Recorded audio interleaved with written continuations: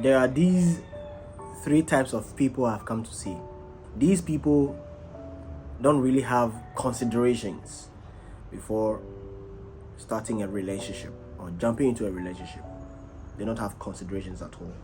There are some who have considerations, and there are some whose consideration is wavering, is shaky. People who don't have considerations have ulterior motives. They definitely have something behind why they are into this guy or why they are into this lady. They just jump into it.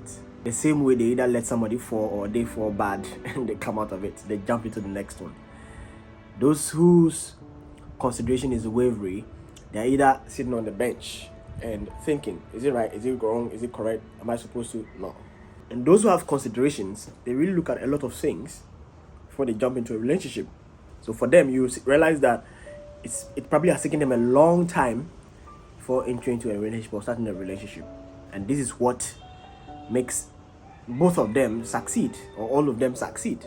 But the success they get or gain has its own consequences.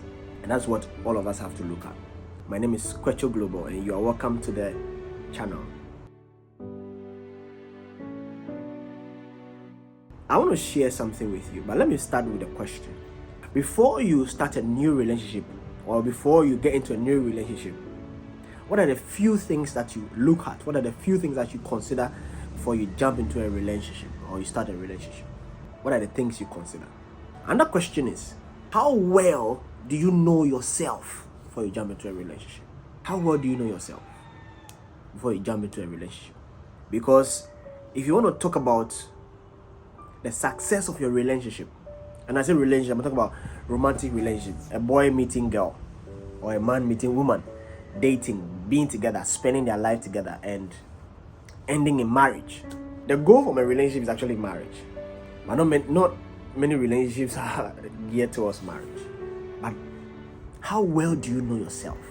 It's a question you have to ask yourself, because you know why or how or what to expect in your new relationship, what you are to expect in your new relationship, why and who to expect in your new relationship.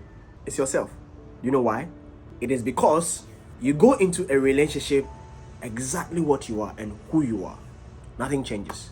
The person is also probably coming into the same relationship the same way they are and what they are. Nothing changes. So what's going to happen? You are in a relationship the way you are and the way the person also is. Nothing changes.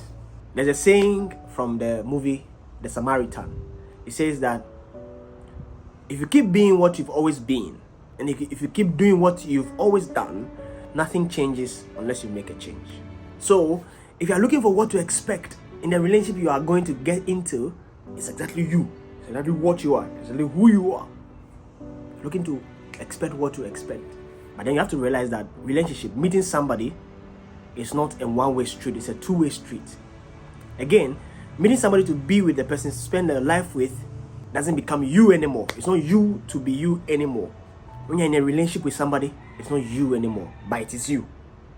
In essence, what you like to do for yourself, you do it for the person.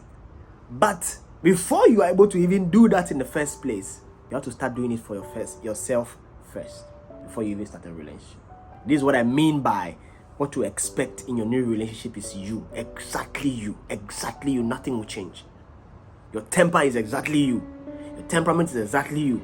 Your love language is exactly you. Whoever you are is exactly you. In fact, imagine not knowing yourself and entering into a relationship. You are blind. Ignorant about your own self. And imagine entering into a relationship with somebody who doesn't know themselves. Blind. So how can the two blind lead themselves? So you have to give yourself to learning. Discover. Uncover who you are. You know why?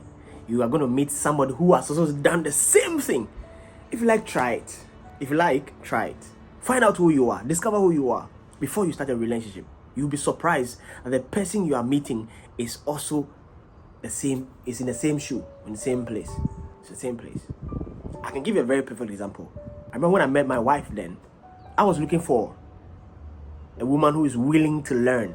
Because for me, when a woman is giving or a person is giving themselves to learning, there's growth, there's transformation, there's development.